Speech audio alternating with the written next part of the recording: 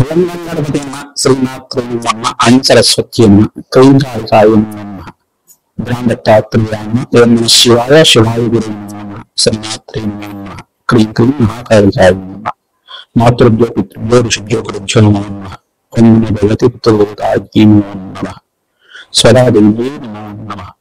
YouTube ప్రేక్షకులందరికీ కూడా నమస్కారం అండి. ప్రధానంగా గోచారరీత్యా ఈ యొక్క గ్రహాల యొక్క స్థితిని కలిగి అంతా విశ్లేషణ చేయడం జరుగుతుంది. నేను పాలకర్తి గురునాథ శర్మ, జ్యోతిష్యం వాస్తు సిద్ధాంతం మీకు అంతా కూడా ఈ రోజు మనం చెప్పబోయే టాపిక్ ఏంటంటే ప్రధానంగా చూసుకుంటే పితృదోషాలు, పితృశాపాలు కానీ ఈ యొక్క నాత్రమూలకమైన పితృదోషం కానీ పితృమూలకమైన పితృదోషం కానీ నవమ స్థానము చతుర్థ స్థానం కేంద్రంగా చేసుకొని ఈ యొక్క జన్మజాతకాన్ని ప్రధానంగా చూసుకొని చెప్పడం జరుగుతుంది. ప్రధానంగా చూసుకుంటే లగ్నాన్ని కేంద్రంగా చూసుకోవాలి. జన్మజాతకమే ప్రధానమైన జాతకంగా అందరూ కూడా విశ్లేషణ కూడా చెప్తున్నాం. ప్రధానంగా జన్మజాతకమే ప్రధాన జాతకం. గోచార చక్రం అనేది ప్రస్తుత కాలానికి మీకు ఈ గ్రహస్థితి రకంగా ఉంటే గోచారీత్యా గ్రహాలు మారినప్పుడు మీకు అదృష్టం కలిసి వస్తుందని చెప్పి, లాభాలు గరిస్తాయని చెప్పి, గ్రహాల యొక్క స్థితి కుటుంబాల వల్ల పునఃస్థానాన్ని బట్టి ఈ యొక్క మిత్ర స్తోత్రాన్ని బట్టి అంతా కూడా చెప్పుకోవడం జరుగుతుంది.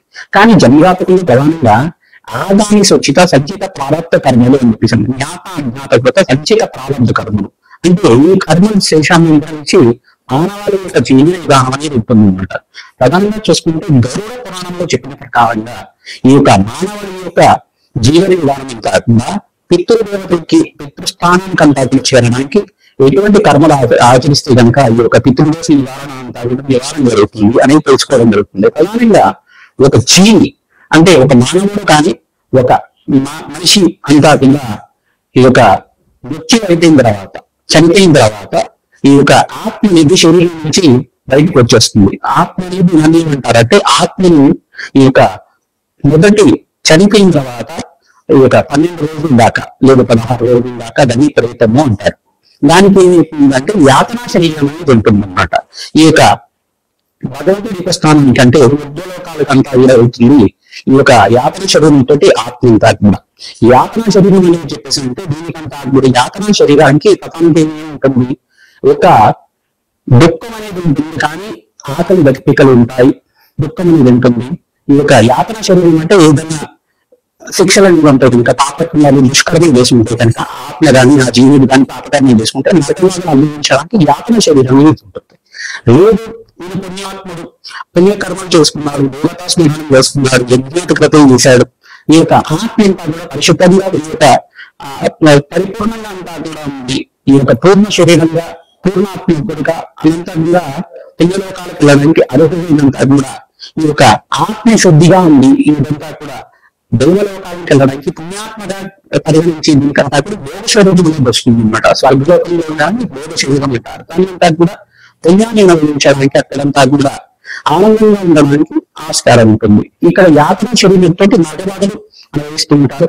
ఇది యాత్రా శరీరం ఉండడం కానీ ఈ యొక్క దేవ శరీరంతో ఉండడం కానీ ఈ యొక్క ఆత్మ సిద్ధాంతాన్ని అంటే ఆత్మ యొక్క ప్రాణం అంతా కూడా జరుగుతూ ఉంటుంది. సంవత్సరకాలం పాటు జరుగుతూ ఉంటుంది అన్నమాట.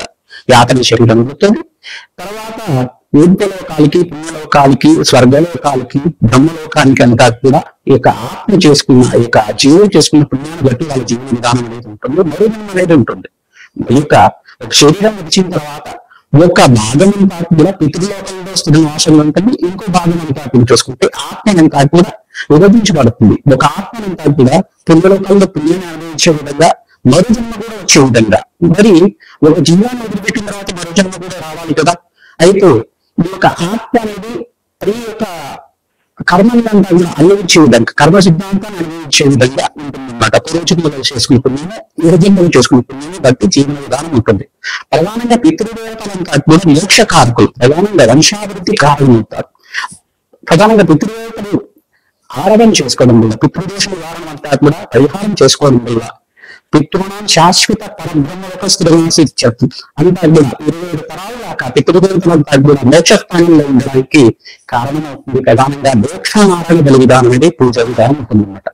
ఇది పుణ్యక్షేత్రాల్లో అంతా కూడా ఆచరిస్తూ ఉంటారు. నదీ పరివాహ కాంతుల్లో అంతా కూడా ఆచరిస్తూ ఉంటారు. ప్రధానంగా చూసుకుంటే 4 పుణ్యక్షేత్రాలు కానీ 5 పుణ్యక్షేత్రాలు కానీ దీనికంతా కూడా యోగకరంగా ఉంటుంది. ప్రధానంగా చెప్పుకునే గోకర్ణ పుణ్యక్షేత్రం.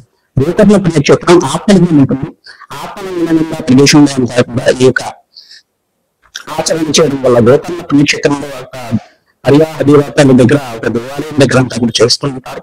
నదీ ప్రవాహం దగ్గర అంటే సముద్ర మార్గం దగ్గర అంతా కూడా చేస్తూ ఉంటారు. కావున ఈ పుణ్యక్షేత్ర ప్రాంతంలో అంతా కూడా అత్యంత పుణ్యత అంటే మోక్ష నారాయణ బలి విధానం చేయించుకోవడం, తిలహోమాన్ని ఆచరించడం వల్ల జన్మజాతకంలో మీకు పితృదోషం కానీ పితృశాతం కానీ ఉంటే గనక ఈ పరిహారం తెచ్చుకుంటే పితృనా శాశ్వత పరబ్రహ్మ ఒక స్థితినాది చేస్తాము అని చెప్పేసి వేదం ఉంటుంది కనుక ఈ యొక్క పితృదేవతలు ప్రీతికరంగా 4 తరాల వాళ్ళ పూర్ణం కాకుండా మధ్యవంశాన మాతృవంశాన ఈ యొక్క వంశానికి చెందిన వాళ్ళు తండ్రి వంశము తర్వాత అమ్మగారి వంశము సదైన ప్రాణం ఎవరైతే కనుక చిన్న వయసులో కాలం చేశారు, అనుకోకుండా యాక్సిడెంట్లు పోయారు కానీ చిన్న వయసులో అనారోగ్యం పోయారని చెప్పేసి కానీ గతించిన వాళ్ళ పేరు మీద అంతా కూడా పిల్ల ప్రభావం చేసి తిలతరపణ చేయించి తర్వాత తిలధాన్యం మీద ఆచరించడం ఈ యొక్క బ్రాహ్మణుడికి అంతా కూడా భోజనాలు పెట్టడం జరుగుతుంటుంది అన్నమాట.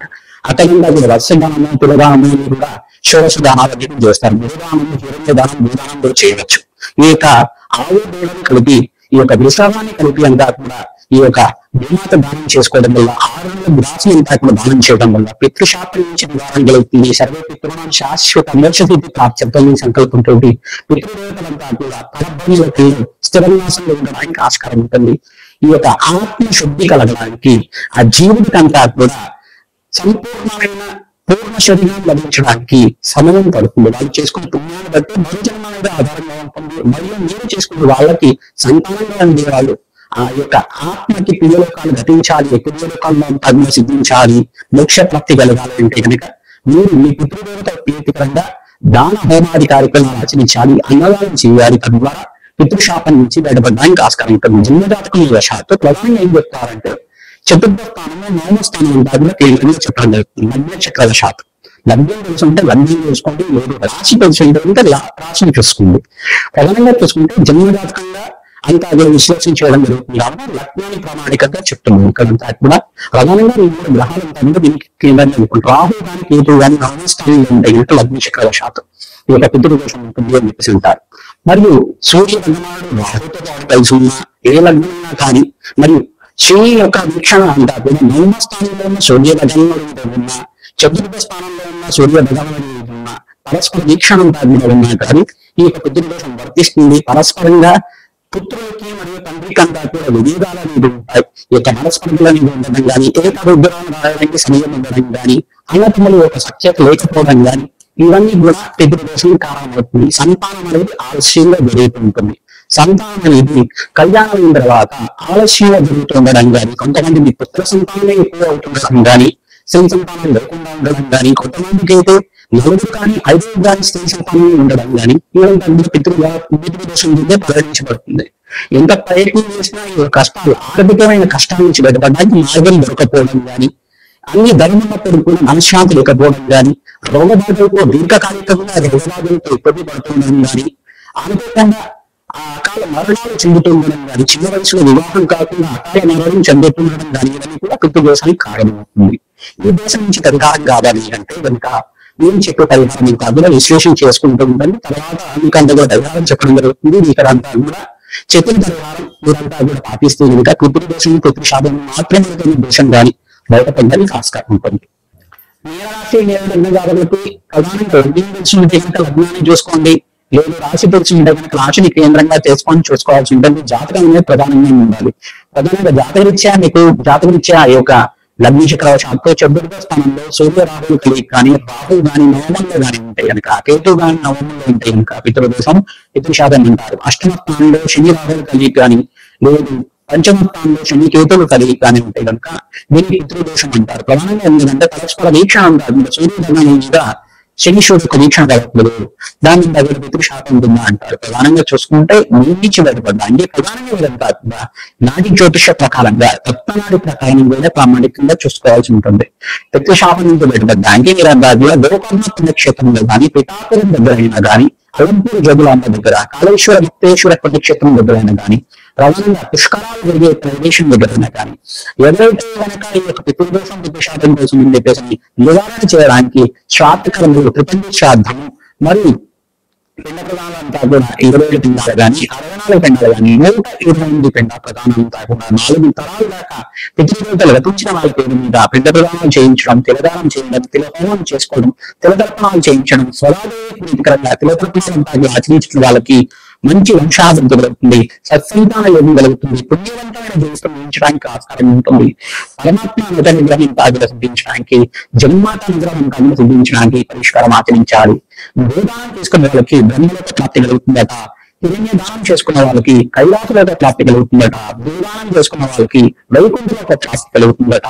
తద్వారా ఎవరైతే కనుక పుణ్య కార్యక్రమాలు ఆచరిస్తుంటారో ప్రధానంగా మీరంతా కూడా ఈ పుణ్య కార్యక్రమాలు చేసుకోవడం వల్ల వంశాభివృద్ధి కలగడానికి ఆస్కారం ఉంటుంది, అష్టేశ్వర యోగం సిద్ధిస్తుంది, భోగదాంఖ్యాన్ని రాజయోగం సిద్ధించడానికి పరిష్కారం అంతా తెలుసుకోవాలి. రఘునంద జాతకిచ్చే ఎటువంటి పరిష్కారం ఆచరించాలో జ్యోతిష పండుగతో ఈ యొక్క జాతకం విశ్లేషణ తీసుకుని పరిష్కారం చేసుకోవడం వల్ల రాజయోగం సిద్ధిస్తుంది, కళ్యాణ యోగం సిద్ధిస్తుంది, సత్సంతాన యోగం కలుగుతుంది, వంశాభివృద్ధి కలుగుతుంది, వ్యాపారంలో బాధ్యత సిద్ధించాలన్నా సిద్ధిస్తాయి. తద్వారా రాజయోగం కలగాలన్నా పితృదేవతల ఆరాధన చేసుకోవడం, ప్రతిరోజు కూడా పితృదేవతల ప్రీతికరంగా నమస్కారం చేసుకోవడం వల్ల అష్టేశ్వర యోగం సిద్ధించడానికి ఆస్కారం ఉంటుంది. శ్రీనాథ్.